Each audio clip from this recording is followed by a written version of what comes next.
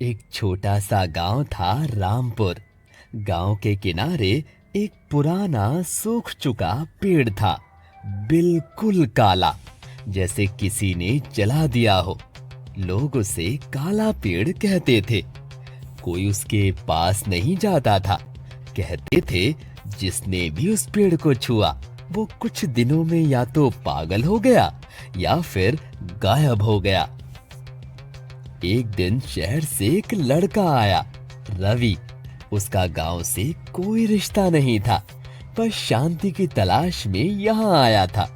गांव के लोगों ने उसे पेड़ के बारे में बताया, लेकिन रवि हंस पड़ा। अरे यार, पेड़ भी किसी को मार सकता है क्या? एक रात रवि ने सोचा कि वो देखेगा कि आखिर लोग इतने डरे हुए क्यों हैं। उसने अपना टॉर्च लिया और निकल पड़ा पेड़ की तरफ। जंगल के बीच में वो पेड़ खड़ा था, अंधेरे में और भी भयानक लग रहा था।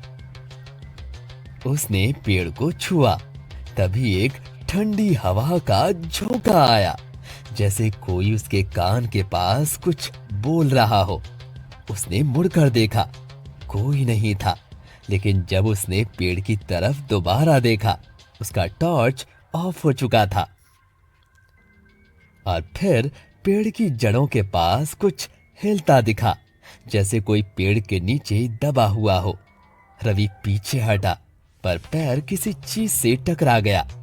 जब झुक के देखा, एक पुरानी चप्पल थी, आधी सड़ी हुई, और उसके पास था एक छोटा सा ताबीज। रवि ने ताबीज उठाया। उसी वक्त एक औरत की चीख सुनाई दी। वापस कर दे मेरा ताबीज। अगली सुबह रवि उठ तो गया, लेकिन उसके चेहरे का रंग बिल्कुल उड़ गया।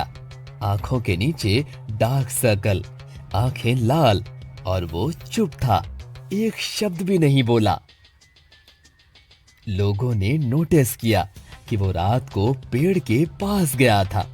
2 दिन बाद रवि गांव के मंदिर के सामने खड़ा था, हाथ में वही ताबीज, आंखें घुमाकर लोगों को घूर रहा था।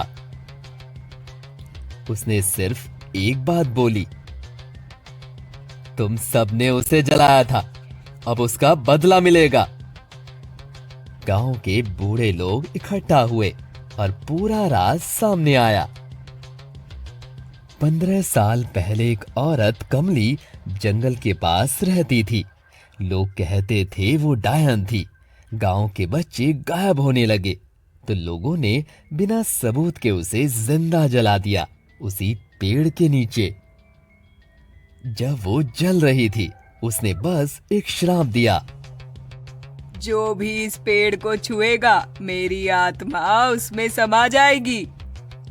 उस दिन से पेड़ काला हो गया और लोग डरते रहे।